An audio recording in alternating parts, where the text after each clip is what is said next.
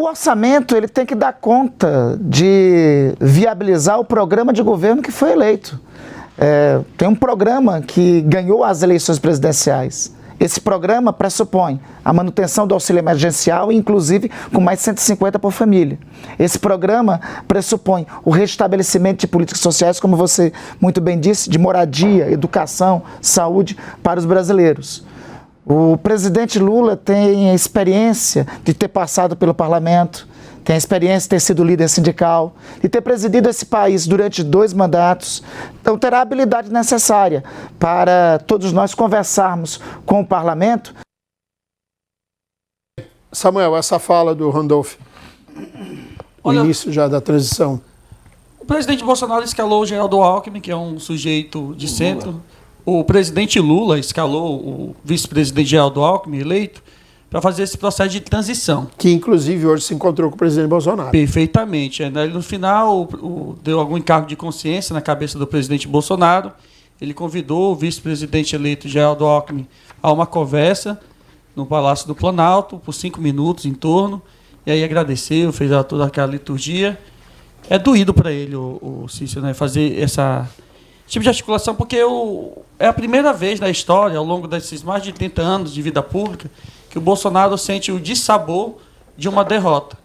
Ele que pintou, bordou, costurou, deu um nó, beneficiou a banda podre do Centrão, tanto é que o Arthur Lira há uma possibilidade muito grande de ser reconduzido à presidência da Câmara dos Deputados, porque conseguiu ter a maioria, e agora o Randolph Rodrigues tenta, né, somar forças para que até o dia 15 de dezembro de 2022 seja aprovada essa PEC da transição e os nossos irmãos menos afortunados possam ter a possibilidade de receber o Auxílio Brasil, que passará a ser chamado de Bolsa Família, no valor de R$ 600 mais R$ 150 por cada filho.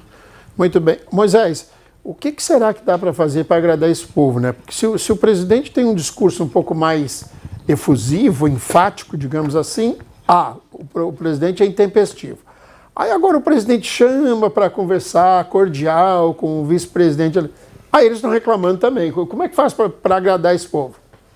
Exatamente. Do jeito que você falou, Cícero, o povo, ele tem os lados dele. Mas o que acontece? O presidente está seguindo a toada dele, está seguindo aí o coração e os conselhos de pessoas mais próximas, como os filhos e os amigos. E não pode cair na pilha de ninguém. Não tem como cair na pilha. Tem que se manter centrado. O presidente continua sendo a maior liderança de oposição do Brasil. Então o presidente tem que fazer isso, se manter centrado, manter o foco. O presidente vai ter agora 2023, se não tiver preso, porque o objetivo deles é prender o presidente, e eu acho que isso não está longe. O Xandão está insegurável, insuportável. Quem cometeu o crime foi Moisés. Não, inventa. Quando eu tenho um poder, Samuel, não precisa que você cometa crime. Eu invento um crime para você, só me dê a pessoa. É isso que está acontecendo no Brasil. Igual fizeram com o Lula, só me dê a pessoa, que eu invento o crime para ele. Igual fizeram com o Lula, é isso? Agora, esse sujeito aí que falou na TV, esse Todd Randolph, perdeu pro Bolsonaro lá no Amapá, no estado dele. Mas a eleição é no Brasil. Porque ele... Não, mas ele é do ele concorreu ao Senado no Amapá, o Bolsonaro? Ele era a maior liderança lulista no Amapá. Ele foi uma vergonha porque levou uma P do Bolsonaro no estado onde ele é senador, pessoal. Aí isso mostra que ele é um senador incompetente, energúmeno, não trabalha e fica aí fazendo politicagem. Por isso que o Amapá deu uma votação, foi o único estado, Samuel, da federação, onde o presidente Bolsonaro virou. Perdeu no primeiro turno e no segundo turno deu uma P. Mas ganhou a eleição nacional? Porque esse Randolph Rodrigues não sabe fazer outra coisa a não ser ficar atacando as pessoas e judicializando a política no Brasil. Deixou de cuidar do Amapá e teve o retorno do povo amapaense. Ramon, sua vez.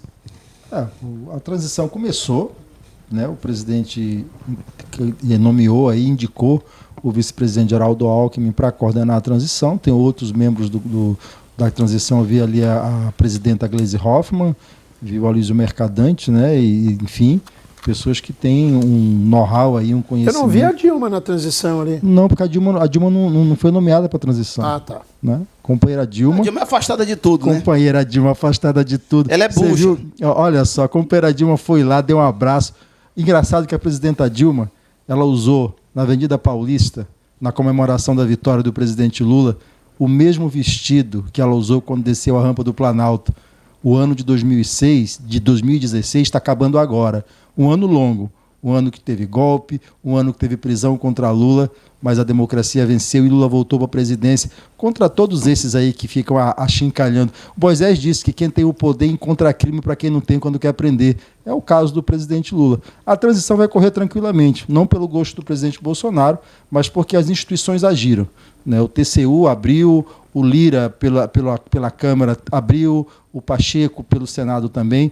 A transição vai correr. A transição é justamente aquele período em que o governo anterior, né, por força de lei, é obrigado a passar todas as informações de diagnóstico da administração pública para o governo que entra. Porque os governos, eles passam, mas as pessoas continuam. Então, é uma obrigação dos governos fazerem isso. Né? E, graças a Deus, tem uma lei que rege isso. Porque, se não tivesse, Bolsonaro dificilmente faria, como agora está igual o menino birrento, né, mimizento, dizendo que não vai lá no dia da posse passar a faixa para o presidente Lula, que é um rito da democracia. Né? É um sujeito que não compreende as liturgias da democracia. Alguém que não sabe perder, como boa parte aí, uma pequena parte, aliás, dos seus apoiadores que estão trancando o BR e estão na frente dos quartéis chorando. Frota, sua vez. Com o juiz Samuel, Bolsonaro ganhou em 14 estados contra 12 do Lula. Então, só me responde uma coisa, Ricardo. Com maiores densidade eleitoral, Bolsonaro ganhou. E ele vai tomar posse São Paulo, quando? Como o Rio. Ele vai tomar posse quando? Peraí, eu deixei tu falar. Eu estou perguntando, ele ganhou e vai tomar posse quando? Veja bem. O que eu estou querendo dizer é que uma grande parcela dos estados da federação escolheram o Bolsonaro. 14 contra 12 do Lula. Os locais onde o Lula ganhou, por exemplo, vou te dar um exemplo. E ele toma posse quando? Eu quero saber só isso, se ele ganhou. Deixa eu falar, depois tu fala. Ó, veja bem, na Bahia, a Bahia é um estado que é governado pelo PT há 16 anos. Veja bem como que vai completar 20. Como que acabou de ganhar de novo. Como que a mentira atrai voto e a política do PT é mentir para enganar o povo mais vulnerável de todas as formas, vulnerável na saúde, vulnerável na educação, vulnerável na segurança pública, vulnerável na infraestrutura. A Bahia, para vocês terem uma ideia, é o estado onde o índice de criminalidade é o maior do Brasil. É o estado onde a educação é a segunda pior do país, só perde para o Maranhão. É o estado onde a fila de regulação é quilométrica e é onde as pessoas mais morrem antes de ser atendidas. É o estado onde o analfabetismo predomina e a pobreza é a maior, número 1 do Brasil. O que justifica um povo que sofre, que passa fome, votar no PT igual votaram novamente? Ué, tudo kamikaze, né, Ricardo? Então, o que eu bato na mesma tecla, e eu sempre vou bater, é que povo ignorante é povo que você consegue manipular. O PT escraviza essas pessoas. Escraviza de tal forma que consegue o voto mentindo e consegue voto metendo medo. Porque foi dessa forma que conseguiram. Porque Bolsonaro, desde o primeiro dia de mandato, as pessoas começam, esse cara é um ditador, esse cara é antidemocrático, esse cara vai destruir o país. Agora a gente está vendo o inverso, ele vai entregar o país muito melhor do que ele recebeu e saldo positivo. Então o Lula vai pegar um país igual ele pegou com o FHC, os números lá em cima. E aí o que ele vai fazer? Vai deixar lá embaixo como ele deixou novamente, com a corrupção, que é a maior bandeira. A bancada do federal, a bancada do Senado Federal e do Senado Federal e da Câmara Federal, como ele não tem a maior bancada, ele vai fazer, igual eu falei, o mesmo esquema de corrupção. Então Lula, ele vai governar da mesma forma como ele sempre... Existem 3 formas do presidente governar. É o quê? Conseguir a maioria do Congresso. É dando cargo. Outra forma é a forma como o PT adora fazer, que é a esquema de corrupção. Pagando para os deputados e para os senadores para poder aprovar os projetos. Então, certamente, eu volto a dizer, a ignorância foi o que levou Lula a ser presidente, porque o povo mais esclarecido votou no Bolsonaro. Um jovem de 16 anos não entende de economia. Ele não sabe como que o país está de verdade, não sabe como que o PT deixou. Só um pouquinho, você falou em 3 formas, falou só 2. Qual é a terceira? Interrompeu. Só queria me saber a interrompeu. terceira para esclarecer, não tem?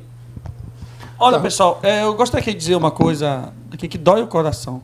Esse discurso preconceituoso, elitista do Ricardo, ele não condiz com a verdade do povo brasileiro. A grande verdade é que nunca na história do Brasil ocorreram 2 fenômenos. O primeiro é um candidato a presidente da República receber mais de 60 milhões de votos e ser vitorioso. A segunda é um presidente que busca a reeleição, não conseguir a reeleição. O povo brasileiro disse não ao presidente Bolsonaro. E aí o Ricardo vem aqui menosprezar o povo baiano. Respeito, Ricardo. E quando você vai tirar suas férias no Caribe nordestino, é lá que você vai se hospedar. Tenha respeito pelo povo nordestino, tenha respeito aos nossos irmãos do Amazonas, do Pará, de Minas Gerais. Ele fica falando aqui, verborrijando várias coisas. Então, essa bancada aí que o Bolsonaro elegeu é corrupta, porque tu está falando que o Lula vai seduzir. Então, o Bolsonaro elegeu pessoas corruptas no PL, no Progressistas. Numa democracia assim, Ricardo, o presidente eleito negocia com aquele que foi eleito. E candidato que não tem voto tem que fazer igual eu. Puxar a rede, deitar, ficar em casa e ficar calado. E, se for fazer alguma oposição, que faça de forma pragmática, propositiva e respeitando sempre a vontade do povo.